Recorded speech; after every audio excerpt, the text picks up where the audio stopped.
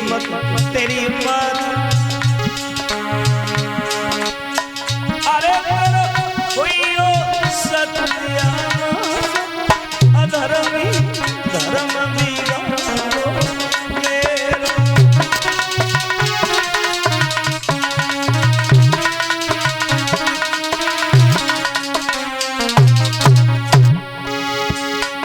गर पहली जानी लेती श्राप भस्म कर देती गर।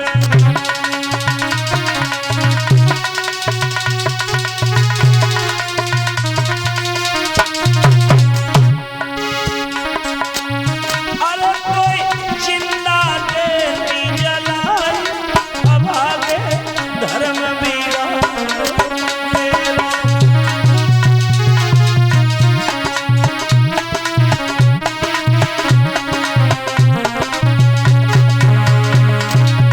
अरे कोई हो सत्याना अधर्मी धर्म बिगाड़ो मेरा।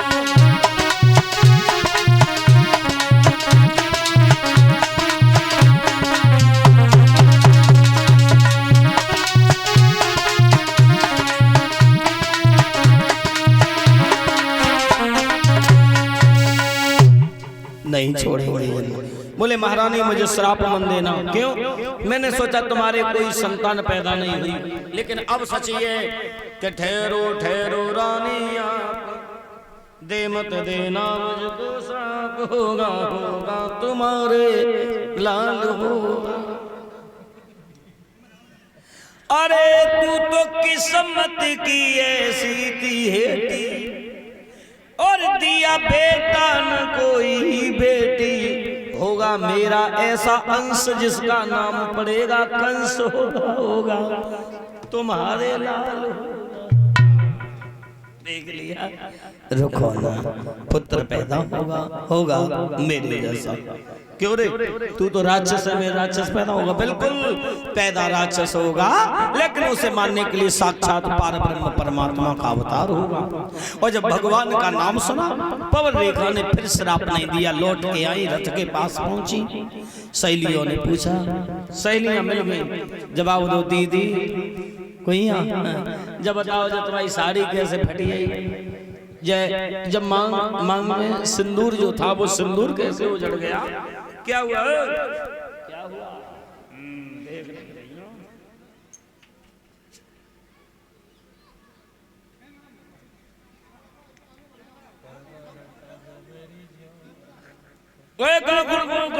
पता नहीं क्या हुआ ये, क्या हुआ?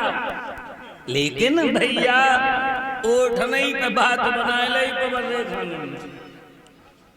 ओठ नहीं पे टिंकू बात बनाए ले। और जवाब है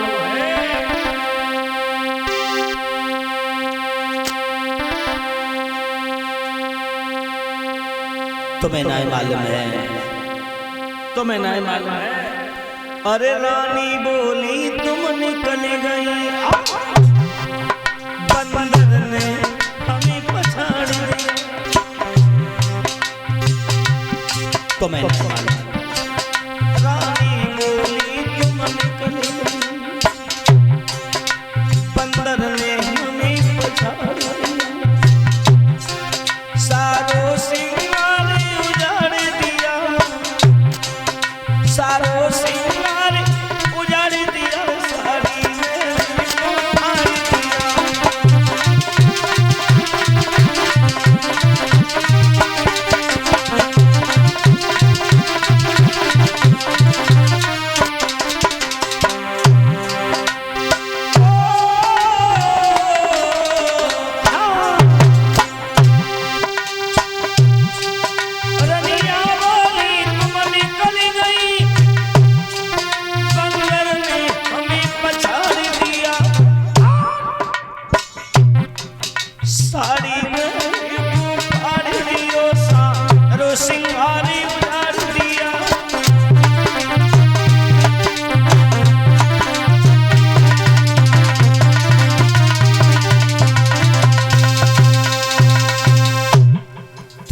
हिमालय में एक बंदर मिल गया, बंदर, और वह बंदर ने हमारी इतनी नोच घोंच कर दी, इसलिए हाँ, लेकिन जनाए कही कि राक्षस मिल गया। लौट के घर पे आई, समय व्यतीत होने लगा, गर्भ की तरफ पैर बढ़ाना शुरू हो गई। धीरे धीरे धीरे धीरे प्रसव का समय आया, और जब प्रसव का समय आया तो तुमने देखा होगा जहाँ पूत पैदा होता है तो पहले से पहले सपने होते हैं, सपने, और जहाँ कपूत होता है ना तब पहले से ही पहले अस्कुन होने लगते हैं, अस्कुन।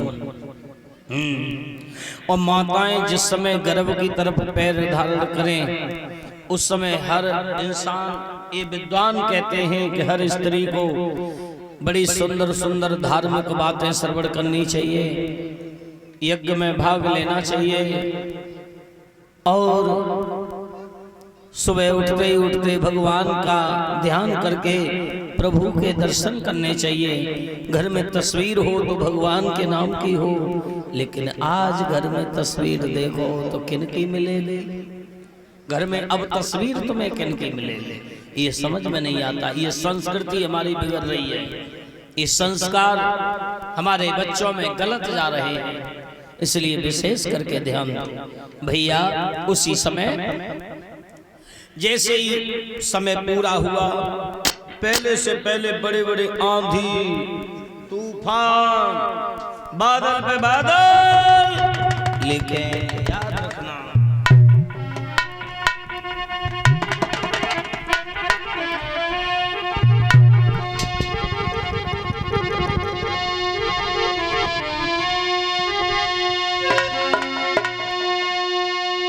पैदा बालक के और आंधी तूफानी आने लगे। और भी बताऊं, बिजली चमकी आकाश हिलो, एक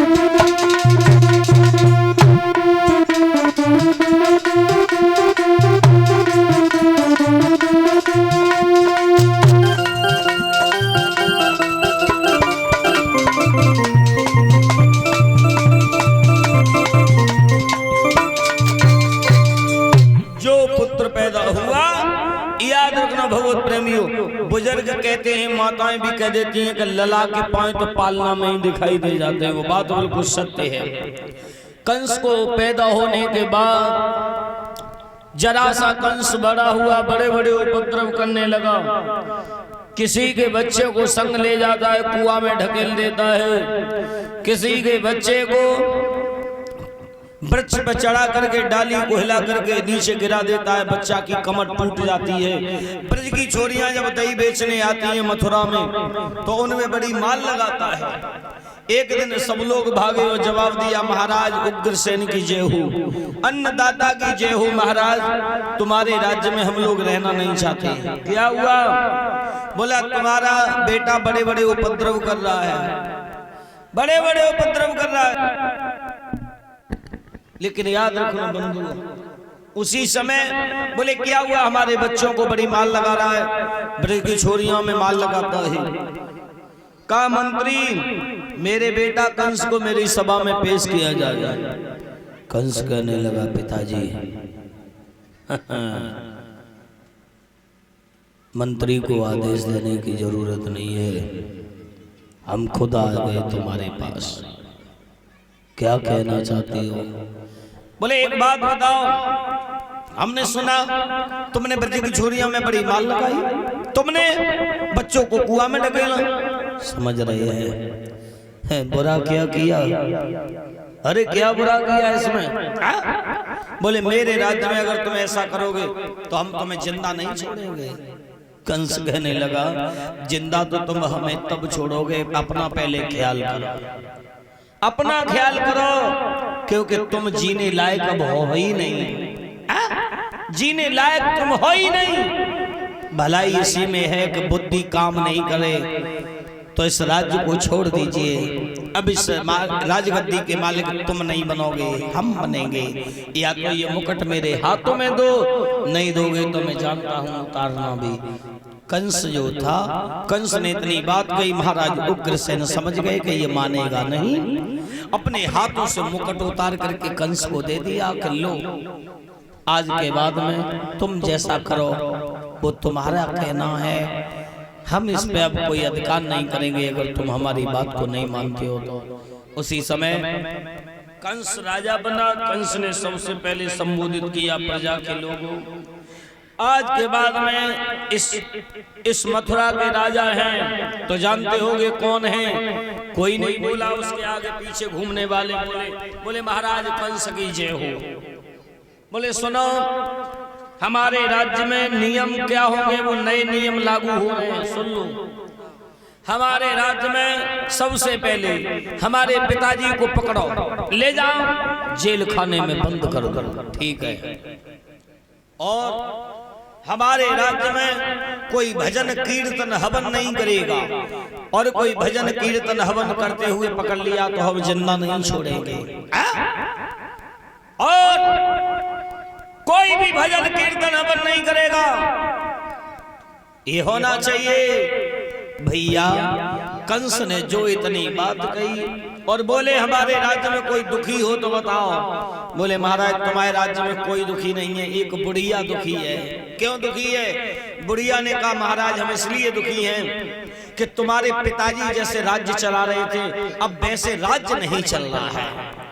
कंस कहने लगा देख लिया, कंस का हृदय इतना दयालु है कि किसी को दुखी नहीं देखना चाहता है। जल्लादो पकड़ो इस बुढ़िया को, ले जाओ पहाड़ों की चट्टानों से नीचे फेंक दीजिए। फेंक दो। बुढ़िया को जल्लाद लेकर के गए, पहाड़ों की चट्टानों से नीचे गिराया। बुढ़िया जमीन पर जब गिरी, जब फट सीना प्राण न कर गए, बोले कोई और दुखी? कोई दुखी नहीं है, सब सुखी है। उसके बाद अब कंस धीरे धीरे और बड़ा होता चला जा रहा है। एक दिन कंस के विवाह के बारे में विचार आया। याद रखना, ये मगध देश के महाराज जरासंध, इनके पास 2 लड़कियां थीं, अस्ति और प्राप्ति, और एक कुबलिया पीढ़ हाथी था। बोले हाथी को कोई मल्ल युद्ध में हरा देगा, उसी के साथ उसका विवाह हो जाएगा। तो कंस गया और कंस का और हाथी का युद्ध हो गया। अरे कंस राजा और हाथी में तब डटी डटी भई है लड़ाई।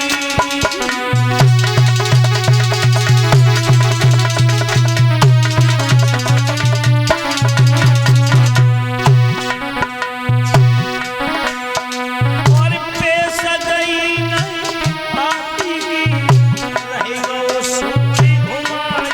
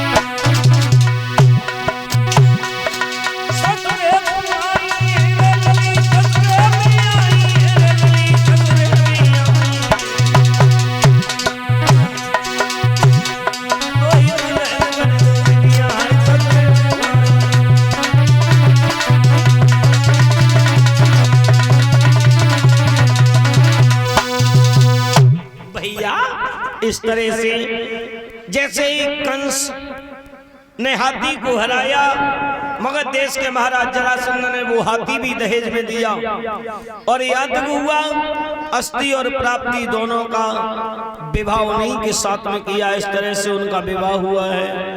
विवाह के साथ ही साथ समय व्यतीत होने के बाद ये बताया गया अब कंस बड़े आनंदित होकर के रह रहा है। एक नजर भर के डाल के देखेंगे, यानी कंस की एक चचेरी बहन जो महाराज देवक की बेटी देवकी थी, महाराज देवक की बेटी देवकी शादी के योग्य हो गई। एक दिन विचार बनाने लगा कंस कि श्यानी बहन को आंगन में घुमाना ये वेदों के विपरीत है, हम अपनी बहन की शादी करें तो कहां करें। तो शादी के चक्कर में विचार किया, जो सूरसेन के पुत्र वसुदेव जो बटेश्वर के पास एक सौजीपुर गांव है वहां के रहने वाले हैं, सूरसेन के पुत्र वसुदेव के लिए विचार बना लिया कि हम शादी अपनी बहन की वहीं करेंगे। और विचार ही नहीं, एक सुंदर सा पत्र लिखा और पत्र में क्या लिखा, ध्यान देना।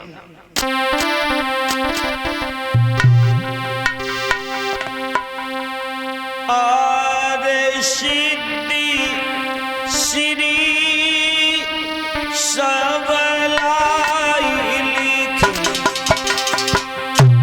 सबलाई लिखी, तुम भूप बटेश्वर तेरे अवतारी।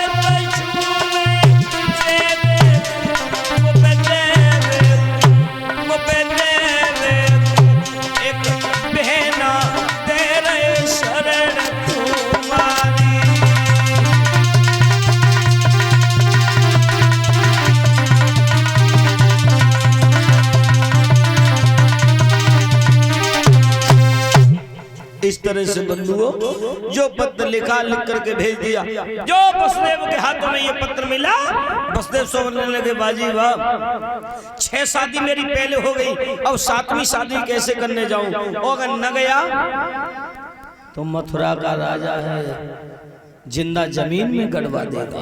बारात लेकर के पहुंचे हैं का मथुरा में, बड़े धूमधाम के साथ में विवाह होने लगा।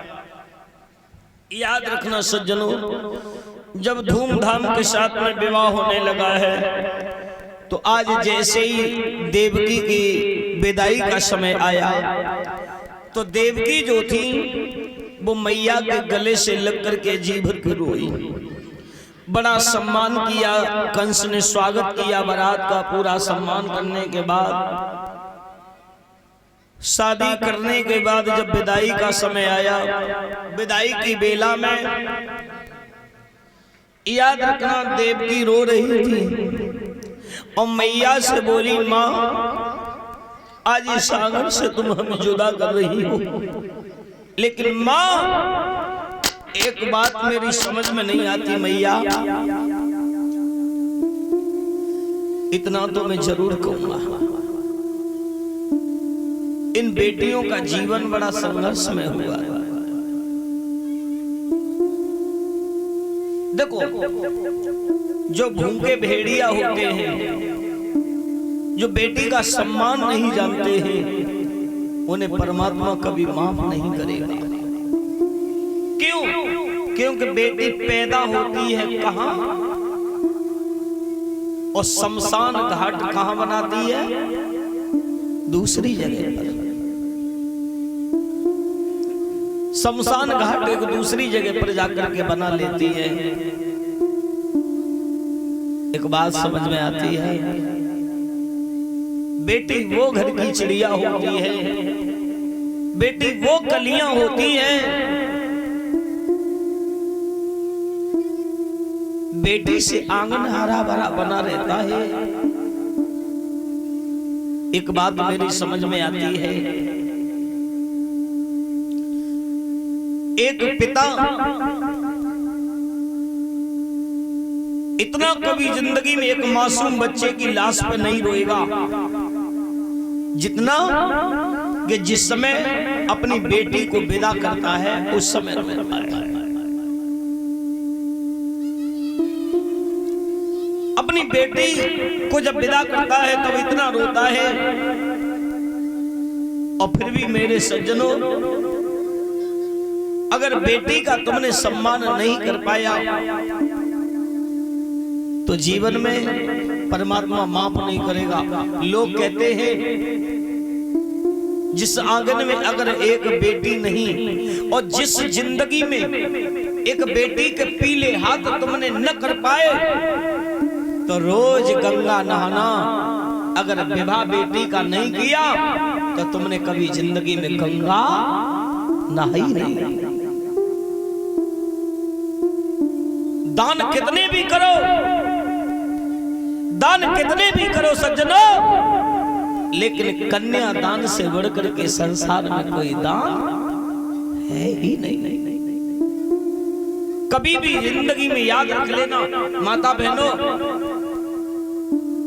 अगर किसी गरीब की बेटी की भी शादी हो रही हो, गरीब बेटी की भी शादी हो रही हो, अगर तुम्हारी निगरानी में शादी हो रही है तो कुछ न हो सके, कुछ न हो सके तो उसका कन्यादान तो जरूर ही लेगा।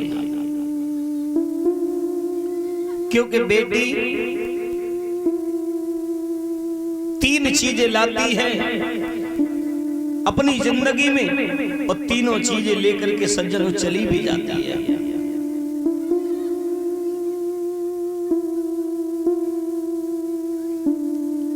तीनों चीजें लाती है और तीनों चीजें संग लेकर के चली जाती है। वो तीन चीजें बताऊं, मेरा मतलब है, एक लाती है खुशी, एक लाती है लक्ष्मी और तीसरी चीज लाती है क्या? शक्ति। कभी भी अंदाज लगा लेना, एक पिता, गरीब पिता अपनी बेटी की जब विदा करे, शादी करे, तो कभी भी उसमें इतना पैसा न हो, लेकिन जब बेटी का विवाह करेगा तो अगर इस जेब में हाथ डालेगा तो इसमें भी पैसा निकलेगा, और अगर इसमें डाला तो भी पैसा निकलेगा। यानी कब तक? जब तक बेटी को विदा करता है उस समय में, डोली में नहीं बिठा देगा तब तक। और जो डोली में बिठाया तो तुम देख लेना, जो डोली में बिठाया तो फिर उसकी जेब का खर्चा खत्म हो जाता है। ये हुई लक्ष्मी। शक्ति, एक बूढ़ो सो पिता 2-2 महीना पहले से टेंट वाले को, हलवाई को करेगो, भागत रहे को नंगे पैरन। कब तक? जब तक बेटी को डोली में नहीं बिठाएगा तब तक। और जब बेटी को डोली में बिठा देगो तब तुम देख लेना,